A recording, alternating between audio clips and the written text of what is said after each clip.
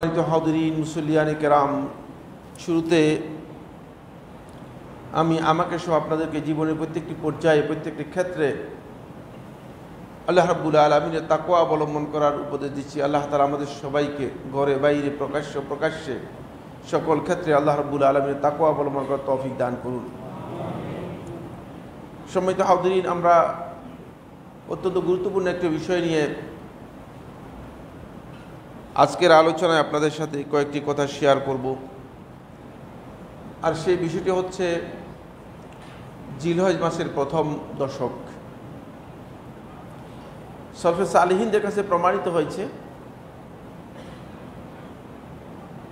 সলফে সালিহিনগণ তিনটি দশককে সবচেয়ে বেশি গুরুত্ব দিতেন। একটি হচ্ছে আল আশরুল আখির মিন রমাদান, রমাদানের শেষ দশক। রমাদানের শেষ দশকের গুরুত্বের বিষয়টি এই জন্য অত্যন্ত গুরুত্ব বহন করে, যেহেতু রমাদানের শেষ দশকে এমন একটি রাত রয়েছে যে রাত হচ্ছে লাইলাতুল কদর।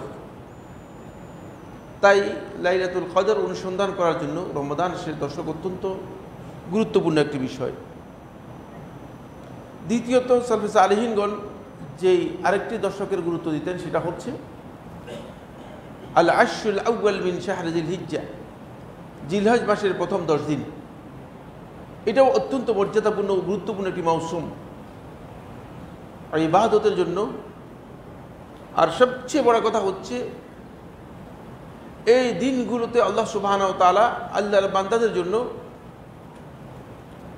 এমন কয়েকটি দিবস এর মধ্যে রেখেছেন যেগুলো সবটাই আল্লাহ তাআলার কাছে অত্যন্ত পছন্দনীয় এবং অত্যন্ত মর্যাদাপূর্ণ। ফলে সৃষ্টির শুরু থেকে আরম্ভ করে এই দিনগুলো আল্লাহ রাব্বুল আলামিনের কাছে অত্যন্ত সুবিদিত ও সুপরিচিত দিন হিসেবে আল্লাহ রাব্বুল আলামিন নির্ধারণ করে দিয়েছেন। এরপরে আরেকটি দশক হচ্ছে আল আশরুল আউয়াল মিন শাহরিল মুহররম, মুহররমের প্রথম 10 দিন। মুহররমের প্রথম 10 দিনও সলফে সালিহিনগণ অত্যন্ত গুরুত্ব দিতেন এবং সালাফদের কাছ থেকে প্রমাণিত হয়েছে তারা এই 10 দিনকে ইবাদত এবং নেক আমলের জন্য অনেক বেশি গুরুত্বপূর্ণ দিন হিসেবে গ্রহণ করতেন। মুহররম মাসের প্রথম দশকের মধ্যে রয়েছে ইয়মে আশুরা, ইয়মে আশুরার সিয়াম, যার ফজিলতের ব্যাপারে আমরা অনেকেই জানি এবং রাসূলুল্লাহ সাল্লাল্লাহু আলাইহি ওয়াসাল্লাম হাদিসের মধ্যেও এর ফজিলতের বিষয়টি আলোচনা করেছেন। আজকে যে পয়েন্টটি নিয়ে আমরা আলোচনা করব সেটি হচ্ছে আল আশরুল আউয়াল মিন শাহরি জিলহিজ্জা, জিলহজ মাসের প্রথম যে দশক রয়েছে এই দশকের শ্রেষ্ঠত্ব এবং গুরুত্ব নিয়ে গুরুত্বপূর্ণ কয়েকটি বিষয় আপনাদের সামনে আলোচনা করব। রাসূলুল্লাহ সাল্লাল্লাহু আলাইহি ওয়াসাল্লাম এই 10 দিনের ব্যাপারে আল্লাহ রাসূল সাল্লাল্লাহু আলাইহি ওয়াসাল্লাম আলাদা ফজিলতের কথা উল্লেখ করেছেন এবং আল্লাহ নবী সাল্লাল্লাহু আলাইহি ওয়াসাল্লাম এই 10 দিনে যাতে করে আল্লাহর বান্দারা অধিক পরিমাণে নেক আমল করতে পারে, ভালো কাজ করতে পারে, এই জন্য রাসূলুল্লাহ সাল্লাল্লাহু আলাইহি ওয়াসাল্লাম উদ্বুদ্ধ অনুপ্রাণিত করেছেন।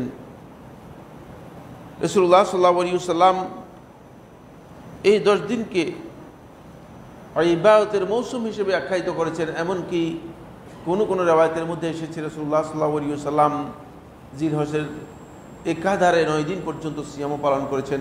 এই হাদিসটিকে নাসরুদ্দিন আলবানী রাহিমাহুল্লাহ তাআলা তিনি হাসান বলেছেন। সামনে আলোচনার মধ্যে বিস্তারিত আসবে।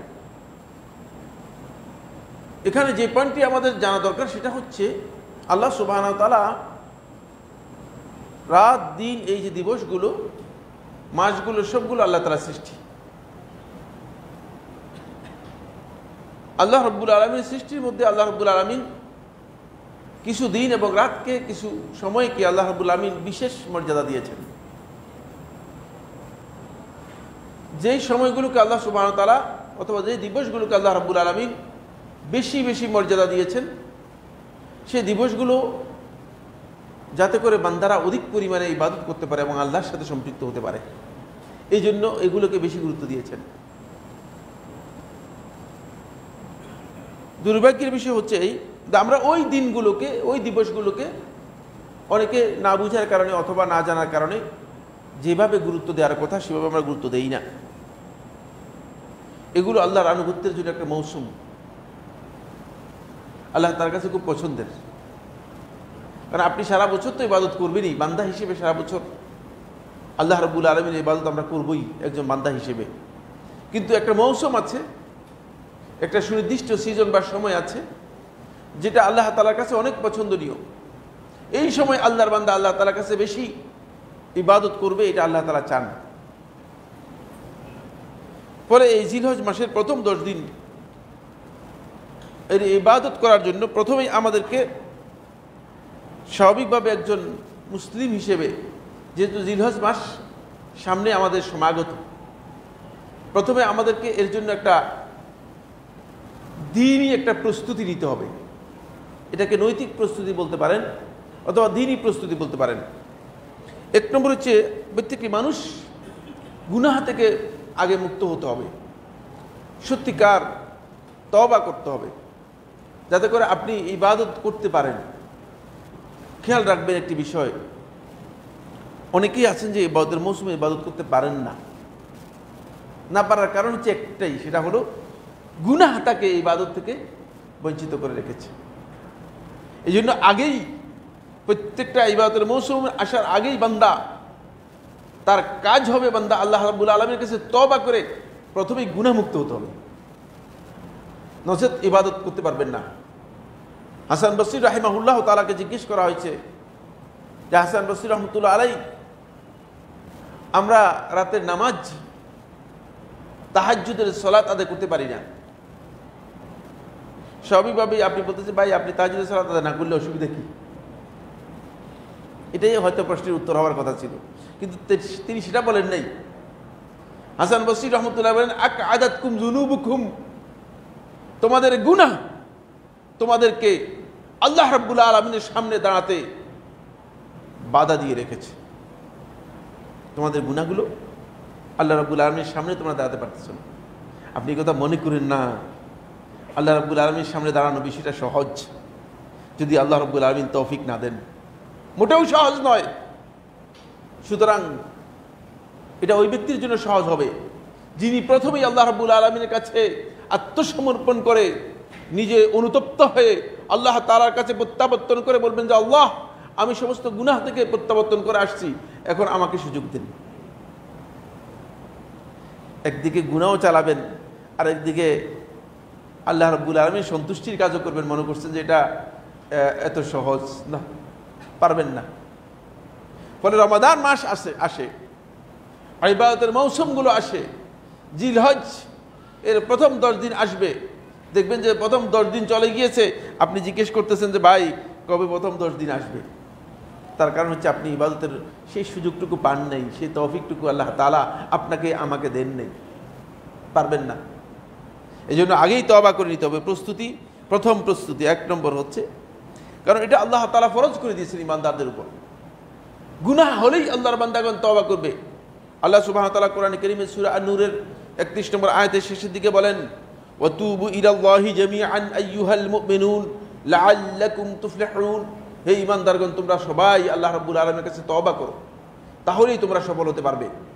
যদি সফলতার মানদণ্ডে তোমাদেরকে পৌঁছতে হয়, তাহলে আল্লাহ রাব্বুল আলামিনের কাছে তোমরা তওবা করে আসো। এই জন্য আমাদেরকে 1 নম্বর প্রস্তুতি হচ্ছে তওবা করতে হবে।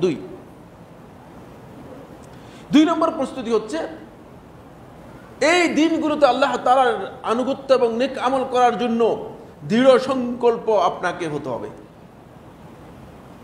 যে আমি এই কাজগুলো এই দিনগুলোর মধ্যে করতে চাই, এই ইবাদতগুলো এই দিনগুলোর মধ্যে করতে চাই।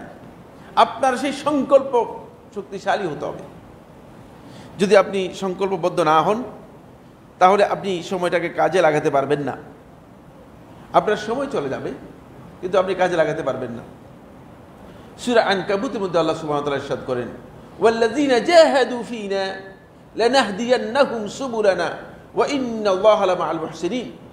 যারা আমার আনুগত্যের ব্যাপারে সর্বোচ্চ চেষ্টা করবে, মুজাহাদা করবে, সঠিক চেষ্টা চালাবে, লানাহদিয়ান্নাহুম সুবুলানা, অবশ্যই আমরা আমাদের যতগুলো রাস্তা আছে, হেদায়েতের তৌফিকের যতগুলো রাস্তা আছে, সবটাই তাকে দেখিয়ে দেব। আল্লাহ তাআলা দেখে দিবেন। সুবহানাল্লাহ। এই জন্য আপনাকে আগে দৃঢ় সংকল্পবদ্ধ হতে হবে যে আমি এই দিনগুলোকে যেন কাজে লাগাতে পারি। এরপরে যে পয়েন্টটি সেটা হলো, এটা আরো গুরুত্বপূর্ণ বিষয়, গুনাহ থেকে আপনাকে কি করতে হবে? সরে আসতে হবে। গুনাহ আল্লাহ তাআলার অবাধ্যতা, এটা কোনোভাবেই আল্লাহর আনুগত্যের সাথে যায় না। তাহলে যে ব্যক্তি আল্লাহ রাব্বুল আলামিনের অবাধ্যতার মধ্যে রয়েছে সে আল্লাহ তাআলার আনুগত্যশীল নন, সে আল্লাহ তাআলার আনুগত্যশীল নয়। হয়তো আপনি আল্লাহর আনুগত্য করবেন অথবা আল্লাহ তাআলার অবাধ্যতায় যাবেন, কিন্তু কিছু আল্লাহর অবাধ্যতা, কিছু আল্লাহ তাআলার আনুগত্য, দুইটাকে একসাথে করতে পারবেন না। এজন্য আপনাকে অবশ্যই গুনাহ থেকে আপনাকে কি করতে হবে? দূরে সরে আসতে হবে। যদি আপনি নৈতিকভাবে এই প্রস্তুতিগুলো নিতে পারেন তাহলে আপনাকে জানতে হবে এই জিলহজ মাসের ফজিলতের ব্যাপারে গুরুত্বপূর্ণ কিছু বিষয় যা আমাদেরকে জানতে হবে। জিলহজ মাসের প্রথম 10 দিনের যে ফজিলত রয়েছে এটি অনেক গুরুত্বপূর্ণ বিষয়। আল্লাহ সুবহানাহু ওয়া তাআলা কোরআনে কারীমের মধ্যে এই 10 দিনের বা 10 রাতের আল্লাহ রাব্বুল আলামিন কসম করেছেন। ফলে আহলুত তাফসীর, ইমাম ইবনে কাসীর রাহমাতুল্লাহ সহ অধিকাংশ আহলুত তাফসীর বলেছেন ওয়াল ফাজরি ওয়া লায়ালিন আশর, ফজরের কসম এবং 10 রাত বা 10 দিনের কসম। এখানে আল লায়ালিল আশর 10 রাত বলতে বোঝানো হয়েছে জিলহজ মাসের প্রথম 10 দিনকে। এই আয়াতের তাফসীরের মধ্যে আহলুত তাফসীরদের মধ্যে অনেকেই বলেছেন, ইমাম কুরতুবী রাহমাতুল্লাহ বর্ণনা করেন, তিনি বলেন ওয়াল আযীমু লা ইউকসিমু ইল্লা আলাল আযীম, মহান আল্লাহ রাব্বুল আলামিন কসম করে থাকেন যেটা মহান সেটার, যাতে করে বান্দা বুঝতে পারে যে এই সময়গুলো আল্লাহ তাআলার কাছে অত্যন্ত গুরুত্বপূর্ণ এবং অনেক বেশি মহান। 2 নম্বর হচ্ছে আল্লাহ সুবহানাহু ওয়া তাআলা কোরআনে কারীমের সূরা হজের 28 নম্বর আয়াতের মধ্যে এই দিনগুলো সম্পর্কে আলাদা একটা ডেফিনিশন দিয়েছেন। আল্লাহ রাব্বুল আলামিন বলেন ওয়ায়াজকুরু ইসমাল্লাহি ফি আইয়ামিন মা'লুমাত আলা মা রাযাকাহুম মিন বাহিমাতিল আনআম। এই দিনগুলোকে আল্লাহ তাআলা বলেছেন আইয়ামুল মা'লুমাত, আল্লাহ তাআলার কাছে অত্যন্ত পরিচিত, আল্লাহ তাআলার কাছে সুবিদিত এবং নির্দিষ্ট কিছু দিন, যেগুলোকে আল্লাহ তাআলা খুব গুরুত্বের সাথে আল্লাহ রাব্বুল আলামিন নিজের কাছেই পরিচিত দিন হিসেবে আখ্যায়িত করেছেন। এই দিনগুলোতে আল্লাহ রাব্বুল আলামিন আল্লাহর বান্দাদেরকে জিকির করার কথা বলেছেন। এখান থেকে বোঝা যায় এই জিলহজ মাসের প্রথম 10 দিন মূলত এটি হচ্ছে আব্দুল্লাহ ইবনে আব্বাস এবং আব্দুল্লাহ ইবনে ওমর রাদিয়াল্লাহু তাফসীর থেকে প্রমাণিত হয়েছে। এটি হচ্ছে ওই 10 দিনগুলোর অন্তর্ভুক্ত যেগুলো আল্লাহ রাব্বুল আলামিনের কাছে সুপরিচিত, সুনির্ধারিত। 3 নম্বর হচ্ছে এই দিনগুলো সম্পর্কে আল্লাহ রাসূল সাল্লাল্লাহু আলাইহি ওয়াসাল্লাম হাদিসের মধ্যে ইরশাদ করেছেন আফদালু আইয়ামিদ দুনিয়া, দুনিয়ার সবচেয়ে শ্রেষ্ঠ দিবসগুলোর মধ্যে এই দিনগুলো হচ্ছে সবচেয়ে শ্রেষ্ঠ। জাবির ইবনে আব্দুল্লাহ রাদিয়াল্লাহু তাআলা বর্ণিত হাদিস, রাসূলুল্লাহ সাল্লাল্লাহু আলাইহি ওয়াসাল্লাম ইরশাদ করেন ফাদলু আইয়ামিদ দুনিয়া আইয়ামুল আশর, আফদালু আইয়ামিদ দুনিয়া আইয়ামুল আশর, যে দুনিয়ার সবচেয়ে শ্রেষ্ঠ এবং মর্যাদাপূর্ণ দিনগুলোর মধ্যে সবচেয়ে মর্যাদাপূর্ণ শ্রেষ্ঠ দিন হচ্ছে জিলহজ মাসের 10 দিন, ইয়ানি আশরা জিলহজ্জা, জিলহজ মাসের 10 দিন। কিলা, প্রশ্ন করা হলো ওলা মিসলুহুন্না ফি সাবিলিল্লাহ, মানে এই দিনগুলোর সমপরিমাণ আল্লাহর রাস্তায় জিহাদের যে দিনগুলো আছে সেগুলোও না। যারা আল্লাহর রাস্তায় জিহাদ করে আমরা জানি এটা হচ্ছে নিজের জীবন, নিজের সম্পদ সব কিছু নিয়ে আল্লাহর রাস্তায় বেরিয়ে যাওয়া। আল্লাহ রাসূল সাল্লাল্লাহু আলাইহি ওয়াসাল্লামকে প্রশ্ন করা হলো যে ওয়ালা মিসলুহুন্না ফি সাবিলিল্লাহ, এই দিনগুলোর মর্যাদা, এই দিনগুলোর শ্রেষ্ঠত্ব কি? জিহাদ ফি সাবিলিল্লাহ যে বেরিয়ে গেছে তার দিনের চেয়েও বেশি শ্রেষ্ঠ। ক্বালা লা ওয়ালা মিসলুহুন্না ফি সাবিলিল্লাহ, হ্যাঁ, যে আল্লাহর রাস্তায় জিহাদে বের হয়ে গিয়েছে তার চেয়েও এই দিনগুলোর মর্যাদা আল্লাহ তাআলার কাছে অনেক বেশি, অনেক বেশি, অনেক বেশি। সুতরাং শুধু জিহাদ করলেই অনেকে মনে করছে যে মানে একটা ভালো কিছু করে, জিহাদ ছাড়াও আল্লাহ রাসূল সাল্লাল্লাহু আলাইহি ওয়াসাল্লাম অনেক গুরুত্বপূর্ণ কথা, অনেক গুরুত্বপূর্ণ ইনফরমেশন আমাদেরকে দিয়ে গেছেন। জিহাদের মর্যাদা এটা কমে গিয়েছে এটা নয়, জিহাদের মর্যাদা ঠিকই আছে, কিন্তু কিছু কিছু সময় কিছু কিছু বিষয়কে রাসূলুল্লাহ সাল্লাল্লাহু আলাইহি ওয়াসাল্লাম জিহাদের চেয়ে শ্রেষ্ঠ বলেছেন।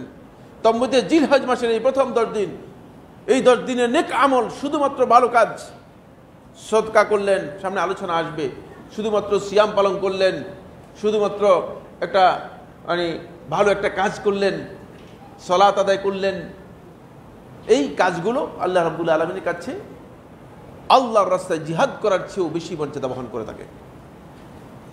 আসুন, ইল্লা রাজুলুন আফারা ওয়াজহাহু বিত-তুরাব, তবে ওই ব্যক্তি, যে ব্যক্তি জিহাদে বের হয়ে গিয়ে শহীদ হয়ে গিয়েছে, শাহাদাতের মর্যাদা লাভ করেছে, তার বিষয়টি ভিন্ন। কারণ হচ্ছে শাহাদাতের মর্যাদা সেটা আলাদা বিষয়ে, সেখানে তো তিনি তার জীবন এবং সম্পদ সবটাই শেষ করে দিয়েছেন। হাদিসটি ইমাম বাজ্জার রাহিমাহুল্লাহ তাআলা মুসনাদের মধ্যে বর্ণনা করেছেন, নাসিরউদ্দিন আলবানী রহমাতুল্লাহ সহি বলেছেন। 4 নম্বর পয়েন্ট হচ্ছে যেটি, সেটা হলো এই 10 দিনের শ্রেষ্ঠত্বের আরেকটি কারণ হচ্ছে, এই 10 দিনের মধ্যে একটা দিন আছে যে দিনটি ইয়ৌমে আরাফা, ইয়ৌমুল হজ্জিল আকবর, আরাফার দিবস, হজ্জে আকবর, বড় হজের দিবস। হজ্জে আকবর বলতে আমাদের অনেক লোক মনে করে থাকেন যে মনে হয় যে এই দিন আরাফার ময়দানে উকুফ ইয়ৌমুল জুমআর দিন হলে এটাকে হজ্জে আকবর বলা হয় থাকে। এটা একটা গলত কনসেপ্ট, এটা একটা ভুল ধারণা। হজ্জে আকবর হচ্ছে উকুফ আরাফা, আরাফার ওই দিনটাকে বলা হয় থাকে হজ্জে আকবর, ইয়ৌমুল হজ্জিল আকবর। এই দিনের শ্রেষ্ঠত্ব অনেক বেশি। এই দিনটা এত বেশি মর্যাদাপূর্ণ যে আল্লাহ রাসূল সাল্লাল্লাহু আলাইহি ওয়াসাল্লাম অসংখ্য হাদিসের মধ্যে এই দিনের বিশেষ ফজিলতের কথা বর্ণনা করেছেন। তার মধ্যে এই দিনের প্রথম ফজিলত হচ্ছে এই যে আল্লাহ সুবহানাহু ওয়া তাআলা আল্লাহর দ্বীনকে এই দিনে পরিপূর্ণতা দান করেছেন এবং আল্লাহ তাআলার নিয়ামত বিশ্ববাসীর জন্য কমপ্লিট, পরিপূর্ণরূপে সম্পন্ন করে দিয়েছেন। সূরা আল মায়েদার 3 নম্বর আয়াতের মধ্যে আল্লাহ তাআলা বলেছেন এভাবে, আল ইয়াউমা আকমালতু লাকুম দীনাকুম ওয়া আতমামতু আলাইকুম নি'মাতি ওয়া রাদিতু লাকুমুল ইসলাম দীনা। আজকের এই দিনে আমি তোমাদের জন্য তোমাদের দিনকে পরিপূর্ণ করে দিয়েছি। ইসলাম কমপ্লিট কোড অফ লাইফ, জীবনের প্রত্যেকটি ক্ষেত্রে ইসলাম হচ্ছে পরিপূর্ণ জীবন ব্যবস্থা। হয়তো কোনো বিষয় আপনার জানা আছে, জানা নেই, আপনার জানা না থাকা এটা ইসলামের ঘাটতি নয়, বা ইসলামের মধ্যে কোনো না কোনো ত্রুটি বিচ্ছুতি অথবা ঘাটতি কমতি আছে এই ধারণা করা বৈধ নয়। সেটা আমার আপনার হয়তো নলেজের বাইরে থাকতে পারে, কারণ অনেক বিষয় আছে আমরা জানি না। রাসূলুল্লাহ সাল্লাল্লাহু আলাইহি ওয়াসাল্লাম ইয়মে আরাফাকে এইভাবে গুরুত্ব দিয়েছেন, এটা হচ্ছে দিন পরিপূর্ণ যে দিন আল্লাহ তাআলা করে দিয়েছেন। ফলে এই দিনটি হচ্ছে আরাফার ময়দানে যারা উপস্থিত হবে তাদের জন্য ঈদের দিন, তাদের জন্য আর কোনো ঈদের দিন নেই। তাদের ইয়মুল ঈদ বলতে, ঈদুল আযহা বলতে আর কোনো ঈদুল আযহা নেই। এটাই হচ্ছে ইয়মুল ঈদ লি আহলিল মাওকিফ, যারা আরাফার ময়দানে উকুফ করবে, হাজি হিসেবে ইহরাম পরে, যারা লাব্বাইক আল্লাহুম্মা লাব্বাইক, লাব্বাইক লা শারীকা লাক লাব্বাইক বলে আরাফার ময়দানে উপস্থিত হবে, তাদের উকুফের দিন, এই দিনটি হচ্ছে মূলত তাদের ঈদের দিন। ফলে রাসূলুল্লাহ সাল্লাল্লাহু আলাইহি ওয়াসাল্লাম, আল্লাহ সুবহানাহু ওয়া তাআলা এই দিনগুলোর কথা কোরআনে কারীমের মধ্যে আলাদা করে উল্লেখ করেছেন। সহিহ হাদিসের মধ্যে এসেছে, ইমাম তিরমিজি রাহিমাহুল্লাহ তাআলা তার সুনানের মধ্যে বর্ণনা করেছেন। নাসিরউদ্দিন আলবানী রাহিমাহুল্লাহ তাআলা হাদিসটিকে সনদের দিক থেকে হাসান বলেছেন।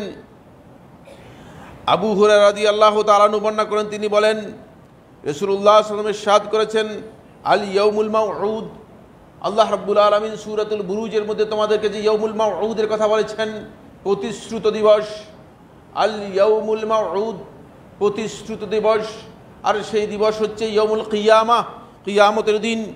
ওয়াল ইয়াউমিল মাশহুদ, ইয়াউমুল মাশহুদ যে নামে, অর্থাৎ উপস্থিতির দিবস, যেই দিন আল্লাহ রাব্বুল আলামিনের পক্ষ থেকে ফেরেশতারা উপস্থিত হয়ে আল্লাহর বান্দাদের এই আমলের জন্য সাক্ষী হিসেবে থাকেন। ওই ইয়াউমুল মাশহুদ বলতে বোঝানো হয়েছে ইয়াউমে আরাফাকে, এবং ওয়াল ইয়াউমিশ শাহিদ অথবা শাহেদ বলতে সাক্ষী দিবস হিসেবে বলা হয়েছে ইয়াউমুল জুমআকে, জুমার দিনকে। এই সবটাই আল্লাহ তাআলা কোরআনের মধ্যে আলাদা আলাদা করে উল্লেখ করেছেন। এই দিনের ফজিলত, আরাফার দিবসটি এত গুরুত্বপূর্ণ, ফলে আরাফার দিবসের শ্রেষ্ঠত্বের সাথে জড়িত হয়ে গেছে। আল্লাহ রাসূল সাল্লাল্লাহু আলাইহি ওয়াসাল্লাম এই একদিনের সিয়ামকে রাসূলুল্লাহ সাল্লাল্লাহু আলাইহি ওয়াসাল্লাম বিগত বছর এবং আগত বছর গত বছর এবং আগামী বছর 2 বছরের গুনাহের জন্য কাফারা হিসেবে রাসূলুল্লাহ সাল্লাল্লাহু আলাইহি ওয়াসাল্লাম হাদিসের মধ্যে উল্লেখ করেছেন। শুধু একদিনের সিয়াম, সুবহানাল্লাহ, শুধু একদিন যদি আপনি সিয়াম পালন করে থাকেন সেটা আপনার একেবারে গত বছর এবং আগামী বছর 2 বছরের সিয়ামের ফজিলত পাবেন। আবু কাতাদা আনসারী রাদিয়াল্লাহু বর্ণনা করেন, তিনি বলেন রাসূলুল্লাহ সাল্লাল্লাহু আলাইহি ওয়াসাল্লামকে জিজ্ঞেস করা হলো সাওম ইয়াউমে আরাফা, ইয়াউমে আরাফার দিবসের সিয়াম সম্পর্কে।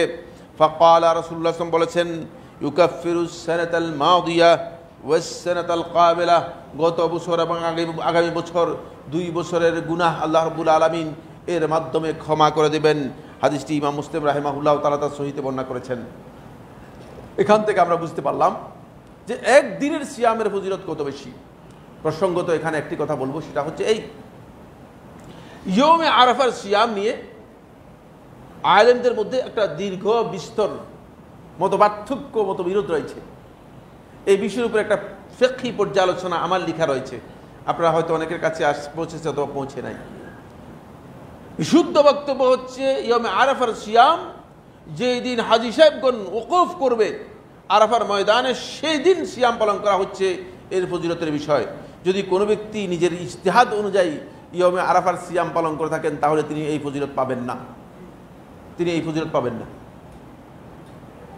কারণ ইয়মে আরাফার এই তারিখটুকু নির্ধারণ করা হয়েছে মানে যেই দিন হাজী সাহেবদের ওকুফ এর ঘোষণা দেওয়া হয়েছে। তাই এটা বাংলাদেশে কত তারিখ হলো এটা আমাদের বিবেচ্য বিষয় নয়। অনেকে হিসাব করে মনে করে থাকে যে 9 জিলহজ সিয়াম পালন করা হচ্ছে ইয়মে আরাফার সিয়াম। গলত। 9 জিলহজ কোথাও আগেও হতে পারে, কোথাও পরেও হতে পারে, কোথাও আগেও হতে পারে, কোথাও পরেও হতে পারে।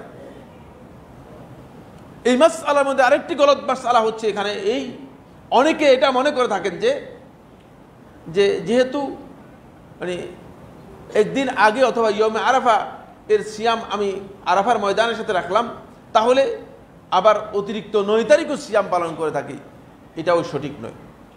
9 তারিখের সিয়াম যদি ইয়মে আরাফার সিয়াম পালন করে থাকেন তাহলে আর 9 তারিখের সিয়াম পালন না করাই হচ্ছে বিশুদ্ধ বক্তব্য। কারণ হচ্ছে এই দিনটি যেহেতু অন্যদের কাছে ইয়মুল ঈদ, এই জন্য এই দিন হুকুমের দিক থেকে ইয়মুশ শাক, রাসূলুল্লাহ সাল্লাল্লাহু আলাইহি ওয়াসাল্লাম ইয়মুশ শাককে সিয়াম পালন করতে নিষেধ করেছেন। এই কারণে মূলত ওইখানে আমি ফিকহি পর্যালোচনার মধ্যে এই বিষয়ে বিস্তারিত আলোচনা করেছি, কারণ এই মাসআলার মধ্যে আলেমদের দীর্ঘ বক্তব্য এবং খেলাফ রয়েছে। আমি সেদিকে আর যাচ্ছি না, যেহেতু সে আলোচ্য বিষয় নয়।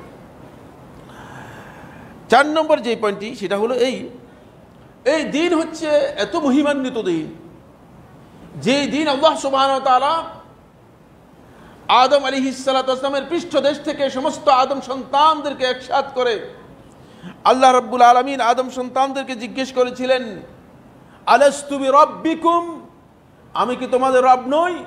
ক্বালু বালা, তখন আদম সন্তানরা আল্লাহ রাব্বুল আলামিনের রুবিয়তের ঘোষণা দিয়ে বলছেন, হ্যাঁ আপনিই আমাদের রব। আদম সন্তান বলতে কারা? এরা এখানে আপনারা যারা আছেন এরা কিনা? আমরা সবাই এটা বলেছি, কিন্তু একজনেরও আমাদের সেই স্মৃতি নেই। সেই কি নেই? সেই স্মৃতি একজনেরও নেই। ওই যে আপনার যে স্মৃতি বিস্মৃতি হয়ে গেছে, আপনি যে ভুলে গিয়েছেন, ওই ভুলে যাওয়ার কারণে আজকে আপনি আপনার রবকেই ভুলে গিয়েছেন, রবকেই ভুলে গিয়েছেন। ওই দিনেই আল্লাহ রাব্বুল আলামিন একত্রিত করেছিলেন আদম আলাইহিস সালাতু ওয়াস সালামের সন্তানদেরকে। রাসূলুল্লাহ সাল্লাল্লাহু আলাইহি ওয়াসাল্লাম হাদিসের মধ্যে ইরশাদ করেন, আব্দুল্লাহ ইবনে আব্বাস রাদিয়াল্লাহু আনহু বর্ণনা করেন, তিনি বলেন, ইন্নাল্লাহা আখাযাল মিসাকা মিন যাহরি আদম বিনআমান, আল্লাহ রাব্বুল আলামিন আদম সন্তানদেরকে একত্রিত করে আদম সন্তানদের কাছ থেকে আল্লাহ তাআলা অঙ্গীকার নিয়েছেন, প্রতিশ্রুতি নিয়েছেন। নাআমান বলা হচ্ছে ওই আরাফার ময়দানকে। আরাফার ময়দানের অনেকগুলো নাম রয়েছে, তার মধ্যে একটি নাম হচ্ছে নাআমান। এই জায়গায় আল্লাহ রাব্বুল আলামিন ইয়ানি আরাফার ময়দানে একত্রিত করেছিলেন এবং সেখানেই তাদের প্রতিশ্রুতি নিয়েছেন, এবং সেটাই ছিল মূলত ইয়মে আরাফার দিন, যেদিন আল্লাহ রাব্বুল আলামিন এই আদম সন্তানদের কাছ থেকে এই অঙ্গীকার নিয়েছিলেন। হাদিসটি আহমদ ইবনে হাম্বল রাহিমাহুল্লাহ তাআলা তার মুসনাদের মধ্যে বর্ণনা করেছেন, শেখ নাসিরউদ্দিন আলবানী রাহমাতুল্লাহ হাদিসটিকে সহিহ বলেছেন।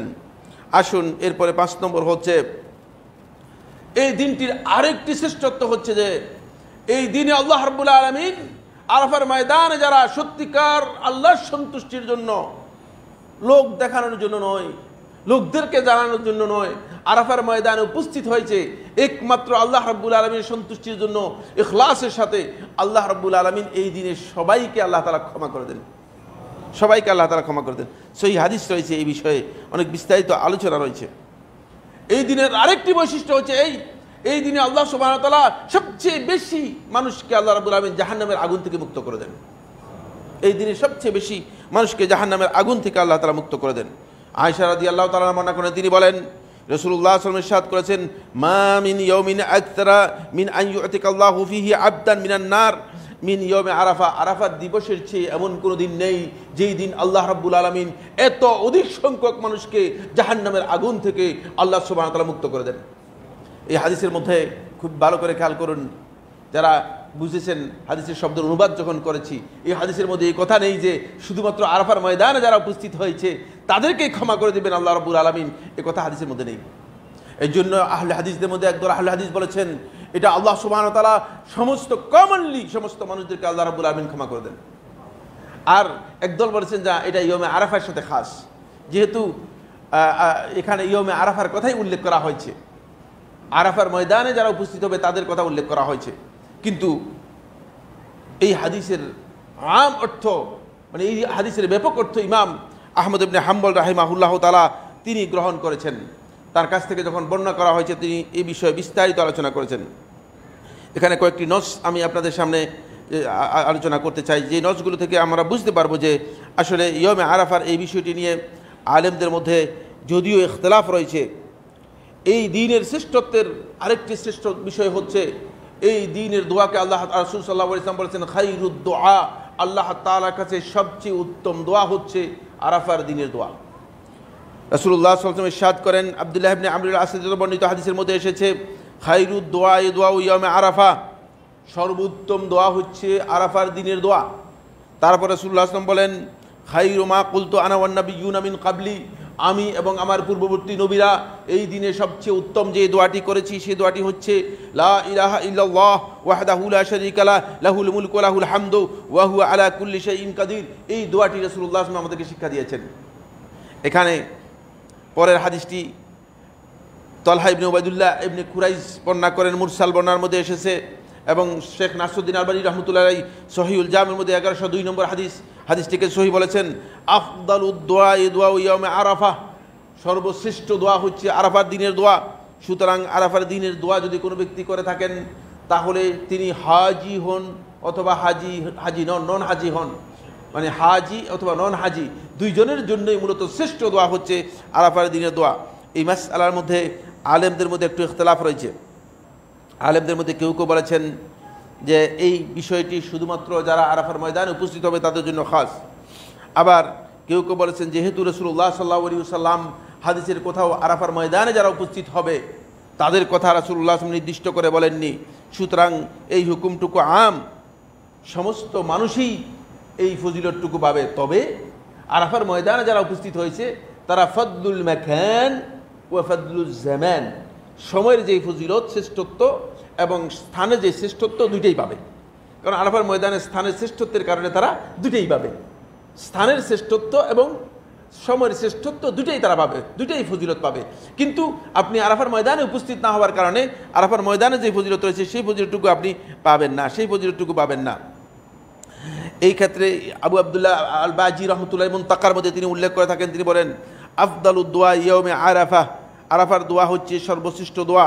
সুতরাং এই হাদিস থেকে বোঝা যায় যে এখানে মূলত রাসূলুল্লাহ সাল্লাল্লাহু আলাইহি ওয়াসাল্লাম হাজি সাহেবদেরকে খাস করেননি। হাজি সাহেবদেরকে যদি খাস করতেন তাহলে রাসূলুল্লাহ সাল্লাল্লাহু আলাইহি ওয়াসাল্লাম স্পষ্ট করে এই বিষয়টি উল্লেখ করতেন। ফলে সালফে সালেহিনদের মধ্যে অনেকের কাছ থেকে এটি প্রমাণিত হয়েছে যে তারা ইয়মে আরাফার দিন সন্ধ্যাবেলায় বেশিরভাগ দোয়া করতেন। ওয়াকাদ সাবাতা আন বাদিস সালাফ আন্নাহুম আজাজুত তারিফ, ফলে সালফে সালেহিনদের মধ্যে অনেকেই আরাফার দিবসে সন্ধ্যাবেলায় সূর্যাস্তের আগ পর্যন্ত দোয়া করাকে তারা জায়েজ বা বৈধ মনে করেছেন। এবং তারিফ হচ্ছে ওয়াহুল ইজতিমাউল মাসাজিদি লিদ-দুআ ওয়া যিকরিল্লাহ, মসজিদের মধ্যে একত্রিত হওয়া, মসজিদে গিয়ে সন্ধ্যাবেলায় দোয়া এবং আল্লাহ তাআলা জিকির করা আরাফার দিবসে। ওয়ামিম্মান ফাআলাহু ইবনে আব্বাস রাদিয়াল্লাহু তাআলা আনহু, এই কাজটি ইবনে আব্বাস রাদিয়াল্লাহু আনহু করেছেন, সহিহ সনদে বর্ণিত হয়েছে। ওয়া আজাযাহুল ইমাম আহমদ ওয়া ইন লাম ইয়াকুন ইয়াফআলহু, ইমাম আহমদ ইবনে হাম্বল রাহমাতুল্লাহ আলাইহি এটাকে বৈধ বলেছেন, যদিও তিনি করেন নাই, তার কাছ থেকে প্রমাণিত হয় নাই।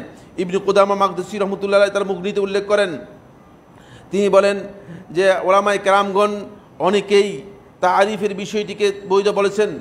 এই বিষয়ে কাজী ইয়াদ রহমতুল্লাহ আলাইহিকে যখন প্রশ্ন করা হয়েছে, তখন কাজী ইয়াদ রহমতুল্লাহ বলেন, ওয়ালা বা'সা বিত-তা'রিফি আশিয়াতা আরাফাতা বিল আমসার, পৃথিবীর বিভিন্ন ভূখণ্ডে যদি কোনো ব্যক্তি আর আরাফার দিবসের সন্ধ্যাবেলায় তিনি আল্লাহ রাব্বুল আলামিনের কাছে দোয়া করেন এবং মসজিদে দোয়া করেন অথবা জিকির করেন, এতে কোনো ধরনের সমস্যা নেই, অর্থাৎ এটা বেদাত বা সুন্নাহ পরিপন্থী হবে না, বেদাত বা সুন্নাহ পরিপন্থী হবে না। তিনি বলেন, আবু বকর আসলাম রাহিমাহুল্লাহ তাআলা বলেন, সাআলতু আবু আব্দুল্লাহ অর্থাৎ ইমাম আহমদ ইবনে হাম্বল রাহমাতুল্লাহি আলাইহি প্রশ্ন করেছি, আনি তারিফে ফিল আমসার, বিভিন্ন দেশে বিভিন্ন জায়গায় যারা আরাফার দিবসের মধ্যে একত্রিত হয় অথবা একত্রিত না হয় সন্ধ্যাবেলায় আল্লাহ রাব্বুল আলামিনের কাছে দোয়া করে থাকে, জিকির করে থাকে, এই সম্পর্কে আমি যখন প্রশ্ন করেছি তখন তিনি বলেছেন, আরজু আল্লা ইয়াকুনা বিহি বা'সুন ওয়া কাদ ফাআলাহু গায়রু ওয়াহিদিন, কারণ এতে কোনো ধরনের অসুবিধা নেই, এটাই আমি মনে করে থাকি, কারণ অনেকেই একাধিক সাহাবীর কাছ থেকে, একাধিক সালাফদের কাছ থেকে এর আমল প্রমাণিত হয়েছে। ওয়াকাদ রাওয়াল আসরাম আনিল হাসান, আসরাম আবু বকর আসরাম রাহমাতুল্লাহ আলাইহি তার সুনানের মধ্যে হাসান বসরি রাহমাতুল্লাহ থেকে বর্ণনা করেন, তিনি বলেন, কালা আউয়ালু মান আররাফা বিল বাসরাতে ইবনে আব্বাসিন, সর্বপ্রথম ইবনে আব্বাস রাদিয়াল্লাহু আনহু বাসরাতে তারিফ অর্থাৎ আরাফার দিবসে দোয়া এর বিষয়টি ইবনে আব্বাস রাদিয়াল্লাহু করেছেন। ওয়া ক্বালা আহমদ ইবনে হাম্বল রাহমাতুল্লাহ আলাইহি বলেন, আউয়ালু মান ফাআলাহু ইবনে আব্বাস ওয়া আমর ইবনে হুরাইস সাহাবী ছিলেন, আব্দুল্লাহ ইবনে আব্বাসও সাহাবী ছিলেন, এবং তারা সবাই আরাফার দিবসে বিকাল বেলায় এই আমলটুকু করেছেন। ওয়াকাল আল হাসান ওয়া বকর ওয়া সাবিত ওয়া মুহাম্মদ বিন ওয়াসি, হাসান বসরি রহমতুল্লাহ আলাইহি, বকর, সাবিত আল মুরানি রহমতুল্লাহ আলাইহি, মুহাম্মদ বিন ওয়াসি রহমতুল্লাহ আলাইহি, কানু ইয়াশহাদুন আল মসজিদ ইয়াউম আরাফা, আরাফার দিবসে তারা মসজিদে উপস্থিত হতেন এবং মসজিদে উপস্থিত হয়ে আরাফার দিবস সন্ধ্যা পর্যন্ত তারা আল্লাহ রাব্বুল আলামিনের কাছে দোয়া করতেন। ক্বালা আহমদ লা বা'সা বিহি, আহমদ ইবনে হাম্বল রহমতুল্লাহ আলাইহি বলেন, লা বা'সা বিহি, এতে কোনো অসুবিধা নেই, ইন্নামা হুয়া দুআউন ওয়া যিকরুন লিল্লাহি আযজা ওয়া জাল, এটি আল্লাহ রাব্বুল আলামিনের কাছে দোয়া এবং জিকির ছাড়া আর কিছুই নয়। তখন ইমাম আহমদ ইবনে হাম্বল রহমতুল্লাহকে প্রশ্ন করা হলো, ফাকিলা লাহু আতাফআলুহু আনতা, আপনি কি করবেন কিনা বা আপনি কি করেন কিনা? ক্বালা আম্মা আনা ফালা, আমি করি না। এখান থেকে বোঝা যায় যে আহমদ ইবনে হাম্বল রহমতুল্লাহ নিজে করেন নেই, কিন্তু তিনি বলেছেন যে এতে কোনো অসুবিধা নেই। ওয়াকাদ রুইয়া আন ইয়াহইয়া ইবনে মাঈন, আহলে হাদিসদের মধ্যে সবচেয়ে শ্রেষ্ঠ মুহাদ্দিসিনদের মধ্যে একজন ছিলেন ইমাম ইয়াহইয়া ইবনে মাঈন রাহমাতুল্লাহ আলাইহি। ইয়াহইয়া ইবনে মাঈন থেকে বর্ণিত হয়েছে, আন্নাহু হাদারা মা'আন নাস আশিয়াতা আরাফা, আরাফার দিবসের বিকেল বেলায় সন্ধ্যাবেলায় তিনি মানুষদের সাথে এসে দোয়া করেছেন এবং জিকিরে অংশগ্রহণ করেছেন। ইমাম ইবনে কুদামা মাকদসি রাহমাতুল্লাহ বিস্তারিত আলোচনা করেছেন মুগনিয়ের 129 পৃষ্ঠায়, এই বিষয়ে বিস্তারিত দেখে নেবেন। এই জন্য আমরা আর এই বিষয়ে আলোচনা করতে চাই না সময়ের কারণে। আসুন এরপরে আমরা যে বিষয়টি আলোচনা করব সেটা হচ্ছে, এর মধ্যে রয়েছে ইয়াউম আরাফা ছাড়াও আরেকটি দিন, যে দিনটি আল্লাহ তাআলার কাছে সবচেয়ে শ্রেষ্ঠ দিবস, সবচেয়ে সম্মানিত, সবচেয়ে মহিমান্বিত মহান দিবস, সেটি হচ্ছে ইয়াউমুন নাহর, কোরবানির দিন। ইয়াউমুন নাহর সম্পর্কে রাসূলুল্লাহ সাল্লাল্লাহু আলাইহি ওয়াসাল্লাম হাদিসের মধ্যে বলেছেন, আ'যামুল আইয়ামি ইনদাল্লাহি ইয়াউমুন নাহর, আল্লাহ রাব্বুল আলামিনের কাছে সবচেয়ে বড় দিন হচ্ছে ইয়াউমুন নাহর, কোরবানির দিন। এটা হচ্ছে 10 তারিখ, জিলহজ মাসের 10 তারিখ হচ্ছে ইয়াউমুন নাহর, জিলহজ মাসের 11 তারিখ হচ্ছে ইয়াউমুল কার। ইয়াউমুল কার হচ্ছে এর চেয়ে দ্বিতীয়তম দিবস, শ্রেষ্ঠত্বের দিক থেকে ইয়াউমুল কার হচ্ছে দ্বিতীয়তম দিবস। আর সবচেয়ে শ্রেষ্ঠত্বের দিক থেকে হাজী সাহেবদের জন্য হচ্ছে ইয়াউমে আরাফা, আরাফা দিবস। আর সমস্ত মুসলিমদের জন্য, গোটা মুসলিম উম্মর জন্য আল্লাহ তাআলার কাছে সবচেয়ে শ্রেষ্ঠ দিবস হচ্ছে ইয়াউমুন নাহর, কোরবানির দিবস। আবু দাউদের সহিহ সনদে হাদিসটি বর্ণিত হয়েছে, শেখ নাসরুদ্দিন আলবানী রাহমাতুল্লাহ সহিহ বলেছেন। এই দিবসগুলোর আরেকটি ফজিলতের বিষয় হচ্ছে যে এই দিবসগুলোর মধ্যে আল্লাহ সুবহানাহু ওয়া তাআলা সমস্ত নেক আমলকে আল্লাহ তাআলা একসাথে করে দিয়েছেন। এখানে যদি কোনো ব্যক্তি চান যে সব নেক আমল একসাথে করতে পারবেন, হজ পর্যন্ত এখানে একসাথে করা হয়েছে। এই দিনগুলোর মধ্যে হজও একসাথে করা হয়েছে, ফলে আপনি সবটাই পেয়ে যাবেন এই জিলহজ মাসের 10 দিনের মধ্যেই। হজ সহ সবটাই জিলহজ মাসের 10 দিনের মধ্যে ঢুকে গিয়েছে, ফলে এই কারণে এর শ্রেষ্ঠত্ব সাব্যস্ত হয়েছে। আসুন এবার আমরা এর কিছু আমল সম্পর্কে আপনাদেরকে বলি, যেহেতু সময় আমাদেরকে আর বেশি সাপোর্ট করবে না এই বিষয়ে ফজিলতের আলোচনা করার জন্য। শুধু আমি কয়েকটি আমল সম্পর্কে, 1 নম্বর আমল হচ্ছে যেটা, সেটা হলো যাদের সামর্থ্য রয়েছে তারা হজ এবং উমরা করার জন্য চেষ্টা করবেন। বন্ধুগণ, অত্যন্ত দুর্ভাগ্যের বিষয় সেটা যে আমাদের অনেকের উপর হজ ফরজ, কিন্তু তারা হজ করেন না। তিনি মনে করেন যে মানে আমার মেয়ে বিয়ে দিব, তারপরে এটা সামলাবো, ওটা গুছাবো, দোকানপাটটা ঠিকঠাক মতো করবো, ব্যবসা বাণিজ্য একটু গুছাবো, তারপরে হজ করব। এটি গলত। আপনি দুনিয়ার কোনো কিছু গুছাতে পারবেন না। কি গুছাতে পারবেন সেটা আল্লাহ রাব্বুল আলামিন নির্দিষ্ট করে দিয়েছেন। হতে পারে যে পকেটের টাকা আপনার পকেটে থেকে যাবে, বের করতে পারবেন না পকেট থেকে। সুতরাং এর আগেই আপনাকে ফয়সালা করতে হবে, যেটা আল্লাহ তাআলার পক্ষ থেকে ফরজ সেটা আদায় করতে হবে।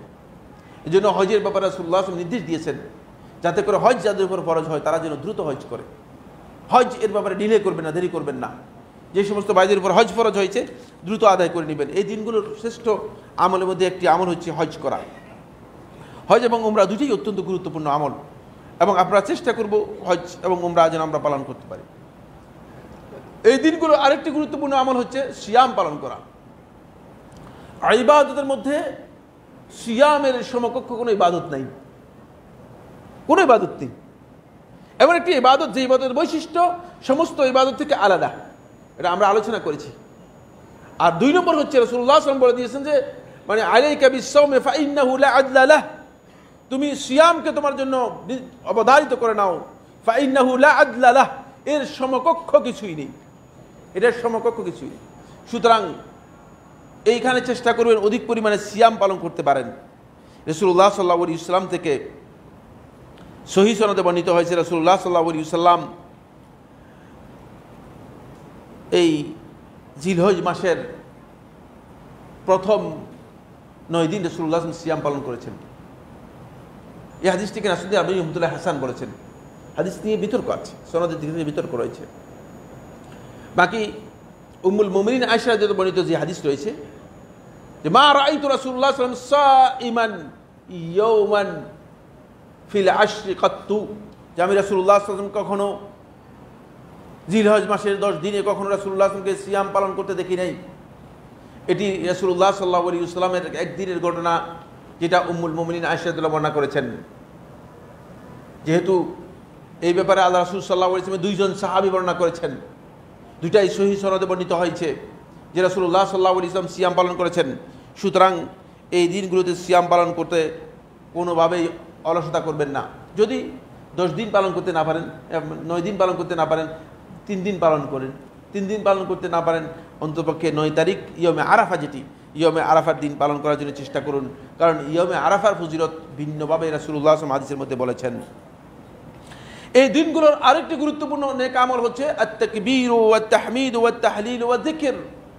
এই দিনগুলোর মধ্যে অধিক পরিমাণে তাকবীর, আল্লাহু আকবার, তাকবীরের আলফাজ অনেকগুলো রয়েছে। আল্লাহু আকবার কবীরা, আল্লাহু আকবার, আল্লাহু আকবার কবীরা, আল্লাহু আকবার, আল্লাহু আকবার, লা ইলাহা ইল্লাল্লাহ, আল্লাহু আকবার, আল্লাহু আকবার ওয়া লিল্লাহিল হামদ। আরো অনেকগুলো তাকবীরের আলফাজ রয়েছে, অনেকগুলো শব্দ রয়েছে। তবে সবচেয়ে নিম্ন, সবচেয়ে মানে ছোট হচ্ছে আল্লাহু আকবার। আল্লাহু আকবার এটা যদি আপনি বলতে পারেন, এটা তাকবীর। এই দিনগুলোর মধ্যে অধিক পরিমাণে আল্লাহর বান্দাগণ তাকবীর বলবে এবং আওয়াজ করে তাকবীর বলবে। সুন্নাহ হচ্ছে আওয়াজ করে তাকবীর বলা। ওয়াত তাহমিদ, আল্লাহ রাব্বুল আলামিনের প্রশংসা করা। তাহমিদ হচ্ছে আলহামদুলিল্লাহ অথবা আলহামদুলিল্লাহি কাসীরা অথবা আলহামদুলিল্লাহি হামদান কাসীরান তাইয়্যিবা, এভাবে আপনি বলবেন।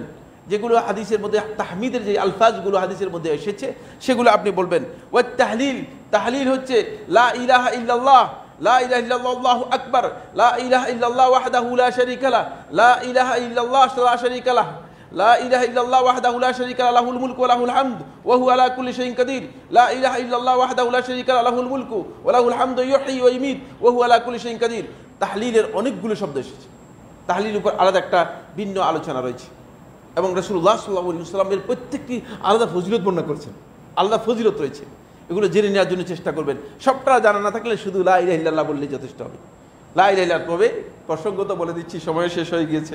সেটা হলো লা ইলাহা ইল্লাল্লাহর সাথে মুহাম্মদুর রাসূলুল্লাহ এই জিকির হাদিস দ্বারা সাব্যস্ত হয়নি। এটা গলত মাসআলা। আমাদের এখানে দেখা যাচ্ছে মৌলবী মানুষদেরকে জিকির করায়, হালকায় জিকির নামে খুব চিল্লাইয়া চিল্লাইয়া জিকির করে। আসলে হালকা নয়, এটা ভারী জিকির। নাম দিয়েছে হালকায় জিকির, জিকিরটা কি আসলে ভারী জিকির। তো মৌলবী যে ভারী জিকির করায়, লা ইলাহা ইল্লাল্লাহ, লা ইলাহা ইল্লাল্লাহ বলার পরে কতক্ষণ পরে শেষে লা ইলাহা ইল্লাল্লাহ মুহাম্মাদুর রাসূলুল্লাহ। খবরদার, তাওহীদের সাথে আল্লাহ রাব্বুল আলামিনের উলুহিয়তের সাথে মুহাম্মদ রাসূলুল্লাহ সাল্লাল্লাহু আলাইহি ওয়াসাল্লামের কোনো সম্পর্ক নেই। মুহাম্মদ সাল্লাল্লাহু আলাইহি ওয়াসাল্লামের রিসালাতের সম্পর্ক। খেয়াল রাখতে হবে যে এটা জিকিরের অন্তর্ভুক্ত নয়, এটা গলদ মাসআলা। যারা এটাকে জিকির মনে করতেছেন তারা সবচেয়ে বড় গলদ করতেছেন এবং গুনাহগার হবেন। এটা জায়েজই নেই, এটা জায়েজই নেই। কারণ মুহাম্মদ সাল্লাল্লাহু আলাইহি ওয়াসাল্লামের রিসালাতের সাক্ষ্য দেওয়া হচ্ছে ঈমান, কিন্তু মুহাম্মদ সাল্লাল্লাহু আলাইহি ওয়াসাল্লামের জিকির করার হাদিস দ্বারা প্রমাণিত হয় নাই। সুতরাং এখানে জিকির জায়েজ নেই। এই জিকির আমাদের সমাজের মধ্যে প্রচলিত আছে এবং অনেকে মনে করেন যে এটা মনে হচ্ছে তো কালেমা তাইয়্যিবা জিকির। নাউজুবিল্লাহ। কালেমা তাইয়্যিবা হচ্ছে এতটুকু, লা ইলাহা ইল্লাল্লাহ, এতটুকু। এটা হচ্ছে কালেমাতুত তাওহীদ, লা ইলাহা ইল্লাল্লাহ। আর শাহাদাতাইন হচ্ছে লা ইলাহা ইল্লাল্লাহ মুহাম্মাদুর রাসূলুল্লাহ। এটা হচ্ছে শাহাদাতাইন। এটা আপনারা অনেকেই জানেন না। এই বিষয়ের উপর বিস্তারিত আমার আলোচনা রয়েছে, আপনারা দেখে নেবেন কোনটা কালিমা কোনটা কালিমা নয়, এই বিষয়ের উপর আলোচনা রয়েছে। আসুন, এরপরে আল্লাহ রাসূল সাল্লাল্লাহু আলাইহি ওয়াসাল্লাম বেশি বেশি জিকিরের কথা বর্ণনা করেছেন। হাদিসের মধ্যে এসেছে সাহাবায়ে কেরামগণ এই দিনগুলোতে অধিক পরিমাণে জিকির করতেন। ফলে এই দিনগুলো সবটাই জিলহজ মাস শুরু 1 তারিখ থেকে আরম্ভ করে একেবারে জিলহজ মাসের 13 তারিখ পর্যন্ত সাহাবায়ে কেরামদের সালাফদের আমল সাব্যস্ত হয়েছে। আবু হুরায়রা রাদিয়াল্লাহু বর্ণিত আমল সাব্যস্ত হয়েছে, আব্দুল্লাহ ইবনে ওমর রাদিয়াল্লাহু বর্ণিত হাদিসের মধ্যে আমল সাব্যস্ত রয়েছে। তারা সবাই জোরে জোরে অধিক সময় তাকবীর পাঠ করতেন। কিন্তু কই জিলহজ মাস আসে, আমাদের মধ্যে তাকবীরের কোনো শব্দই আমরা শুনি না, লোকেরা তাকবীর জানেই না। শুধুমাত্র একটাই তাকবীর শোনা যায়, যেটা আলী ইবনে আবি তালেব রাদিয়াল্লাহু বর্ণিত হাদিসের মধ্যে এসেছে। সেটা হচ্ছে 9 তারিখ অর্থাৎ ইয়মে আরাফার সন্ধ্যাবেলা থেকে আরম্ভ করে অথবা ফজর থেকে আরম্ভ করে একেবারেই 13 তারিখ আসর পর্যন্ত অথবা সন্ধ্যা পর্যন্ত যে তাকবীর দেওয়া হয়ে থাকে, এই তাকবীরের ব্যাপারে আলী ইবনে আবি তালেব রাদিয়াল্লাহু বর্ণিত যে রিওয়ায়াতটি রয়েছে, সেই রিওয়ায়াতটি অনেকে আমল করে থাকেন আমাদের এই দেশে। শুধুমাত্র তাও ফরজ সালাতের পরে, ফরজ সালাতের পরে আল্লাহু আকবার, লা ইলাহা ইল্লাল্লাহ, আল্লাহু আকবার, আল্লাহু আকবার, আল্লাহু আকবার, লিল্লাহিল হামদ একবার জোরে বলে দিয়েছি ইমাম সাহেব, এরপরে শেষ না। এই তাকবীর মূলত এরকম নয়। এই তাকবীর হচ্ছে নিয়মিত তাকবীর দিতে হবে, নিয়মিত তাকবীর দেওয়া হচ্ছে সুন্নাহ। যেহেতু আমার তো তাকবীরের সুন্নাহ সম্পর্কে আমাদের আলোচনার সময় নেই, এজন্য আমরা সেদিকে যেতে পারলাম না। ফলে সাহাবায়ে কেরামগণ আব্দুল্লাহ ইবনে ওমর রাদিয়াল্লাহু আনহু, আবু হুরায়রা রাদিয়াল্লাহু আনহু বাজারে গিয়েও তারা জোরে জোরে তাকবীর দিতেন। সহিহ হাদিস দ্বারা সাব্যস্ত হয়েছে সেই তাকবীর দেওয়াটা হচ্ছে সুন্নাহ। এরপরে যে গুরুত্বপূর্ণ কাজ, সেই গুরুত্বপূর্ণ কাজ হচ্ছে বন্ধুগণ, এই দিনগুলোর মধ্যে সদকা করবেন। এমনি ইমানদার ব্যক্তিগণের ইমানের দাবি হচ্ছে দুইজন ফেরেশতা প্রতিদিন আসমান থেকে অবতীর্ণ হন সকালবেলায়। অবতীর্ণ হয়ে এই ফেরেশতা শুধুমাত্র তালাশ করেন মানে কে আল্লাহর রাস্তায় দান করতেছে, কে আল্লাহর রাস্তায় দান করতেছে না। প্রত্যেকটা ব্যক্তির দানের রিপোর্ট তাদের কাছে আসে, আপনার কাছে আমার কাছে এসে বলেন আল্লাহুম্মা আতি মুনফিকান খালাফা, হে আল্লাহ যে দান করেছে তাকে আপনি ব্যালেন্স বাড়িয়ে দেন। সুবহানাল্লাহ, এই দোয়া করতে থাকে আপনার জন্য। আর যে দান করবে না, দান করার সুযোগ নেই, তার সম্পর্কে বলেন আল্লাহুম্মা আতি মুমসিকান তালাফা, হে আল্লাহ যে তার কাছে পকেটের মধ্যে টাকা আছে কিন্তু দিল না, আপনি তার আস্তে করে জিনিসটা সব ধ্বংস করে দেন। নাউজুবিল্লাহ। ফেরেশতার দোয়া কবুল হবে কি হবে না? এটা প্রতিদিন প্রত্যেকটি মানুষের জন্য 2 জন ফেরেশতা অবতীর্ণ হয়। প্রতিদিন প্রত্যেকটা মানুষের জন্য 2 জন ফেরেশতা আসমান থেকে অবতীর্ণ হয় থাকে, শুধুমাত্র আপনার এই দানের রিপোর্টটা ঠিক রাখার জন্য। এই জন্য ইমানদার ব্যক্তিগণ প্রতিদিনই দান করবেন। 1 টাকা পারেন 1 টাকা, না পারলে আধা টাকা পারেন আধা টাকা, না পারলে আর মানে এর চেয়ে যদি ছোটো নোট থাকে ছোটো নোট, যতটুকু পারেন প্রতিদিন কিছু না কিছু দান করবেন। এইটা মূলত ইমানদার ব্যক্তিদের ইমানের দাবি। তার মধ্যে জিলহজ মাসের 10 তারিখের দানটা সবচেয়ে শ্রেষ্ঠ দান। আলোচনার সময়ের কারণে আর বলতে পারলাম না, লাস্ট একটি কথা বলবো, সেটা হচ্ছে হাসান বসরি রহমতুল্লাহ সহ জুমহুর সালাফদের কাছ থেকে প্রমাণিত হয়েছে। তারা বলেছেন যে জিলহজ মাসের সওয়াব যেমন বেশি, ঠিক জিলহজ মাসে যদি কোনো বান্দা আল্লাহ তাআলার অবাধ্যতায় লিপ্ত হয়, কোনো গুনাহের মধ্যে লিপ্ত হয়, তাহলে তার গুনাহ অনেক গুণ বৃদ্ধি পায়। জিলহজ মাসের এই প্রথম 10 দিনের গুনাহটা অনেক বেশি ভয়ঙ্কর। এই জন্য খবরদার, সর্বোচ্চ ইমানদার ব্যক্তি হিসেবে চেষ্টা করতে হবে যাতে করে আপনার পক্ষ থেকে এমন কোনো গুনাহ, এমন কোনো অপরাধ, এমন কোনো অন্যায় যেন আপনার পক্ষ থেকে না হয় যে আপনি জিলহজ মাসে এই গুনার জন্য আল্লাহ তাআলার কাছে আটকা পড়ে যাবেন, ধরা পড়ে যাবেন। আল্লাহ রাব্বুল আলামিন আপনাকে পাকড়াও করবেন। এখানে গুনাহ থেকে বাঁচার জন্য চেষ্টা করবেন, বেশি পরিমাণে গুনার জন্য বাঁচার জন্য। এই জন্য সলফে সালেহিনগণ বলেন, যদি তুমি ভালো কাজ করতে নাও পারো, হয়তো তোমার পক্ষে সম্ভব কোনো কারণে নাও হতে পারে, অসুস্থতার কারণে হতে পারে, অন্য কোনো কারণে হতে পারে, সফরের কারণে হতে পারে। মানুষ তো আসলে মানুষের অনেক আহওয়াল, অনেক অবস্থা, সব অবস্থা সমান নয়। যদি তুমি কোনো কারণে আল্লাহ রাব্বুল আলামিনের আনুগত্যের কাজ না করতে পারো, খবরদার জিলহজ মাসের এই 10 দিন তুমি কোনো গুনাহ, আল্লাহ তাআলা অবাধ্যতা লিপ্ত হবে এমন কোনো কাজ করবে না। কারণ এমন কাজ করলে তুমি অনেক গুণে বেশি পরিমাণে গুনাহগার হবে, আল্লাহ তাআলার কাছে ক্ষতিগ্রস্ত হয়ে যাবে। আল্লাহ রাব্বুল আলামিন আমাদের সবাইকে জিলহজ মাসের এই দিনগুলো যাতে আমরা আগত দিনগুলোকে আমরা ইবাদতের মৌসুম হিসেবে কাজে লাগাতে পারি তৌফিক দান করুন। আকুলু কাউলি হাযা লি ওয়া লাকুম ফাস্তাগফিরুল্লাহ লি ওয়া লাকুম ফাস্তাগফিরুহু ইন্নাহু হুয়াল গফুরুর রহিম।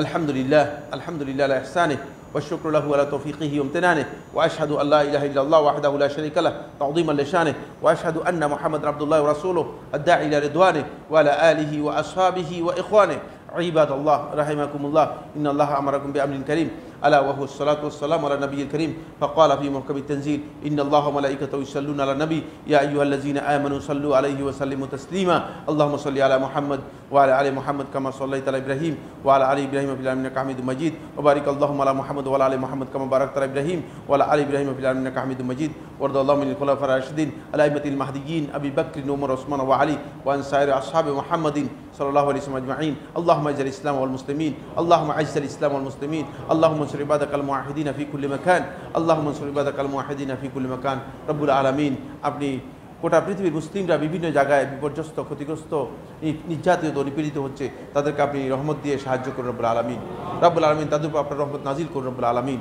রব্বুল আলামিন তাদের উপর আপনার রহমত এবং সাহায্য নাজিল করুন রব্বুল আলামিন। রব্বুল আলামিন আমাদের দেশটাকে হেফাজত করুন রব্বুল আলামিন। রব্বুল আলামিন আমাদের সবাইকে দ্বীনের উপর ইস্তেকামত দান করুন রব্বুল আলামিন। রব্বুল আলামিন নেক আমলের জন্য জিলহজ মাসের প্রথম 10 দিনের যে নেক আমলের কথা আলোচনা হয়েছে সেই নেক আমলগুলো যাতে আমরা করতে পারি আমাদেরকে সেই তৌফিক দান করুন রব্বুল আলামিন। আমাদের মধ্যে যারা অসুস্থ আছে তাদেরকে সুস্থ করে দিন, যারা বিপদগ্রস্ত ঋণগ্রস্ত অভাবগ্রস্ত সমস্যাগ্রস্ত আছে তাদের বিপদ অভাব ঋণ সমস্যা সংকট সব দূর করে দিন রব্বুল আলামিন। রব্বুল আলামিন আমাদের মধ্যে যে সমস্ত ভাইরা বিভিন্নভাবে ক্ষতিগ্রস্ত অবস্থায় আছেন তাদের ক্ষতি থেকে রব্বুল আলামিন তাদেরকে মুক্ত করে দিন রব্বুল আলামিন। রব্বুল আলামিন দুশ্চিন্তার মধ্যে আছে তাদের দুশ্চিন্তা দূর করে দিন, তাদের মধ্যে অসুস্থ যারা আছে তাদেরকে সুস্থ করে দিন রব্বুল আলামিন। রব্বুল আলামিন আমাদের সবাইকে হিদায়াতের উপর অবিচল থাকার তৌফিক দান করুন রব্বুল আলামিন। আমাদের মধ্যে যে সমস্ত ভাইরা এখানে ছিলেন নেই আজকে মারা গিয়েছেন রব্বুল আলামিন তাদের কবরের মধ্যে আপনি রহমত নাজিল করুন রব্বুল আলামিন। আপনার রহমত দিয়ে তাদের কবরকে আপনি ভরপুর করে দিন রব্বুল আলামিন। রব্বানা তাকাব্বাল মিন্না ইন্নাকা আনতাস সামিউল আলিম ওয়া তুব আলাইনা ইন্নাকা আনতাত তাওয়াবুর রহিম।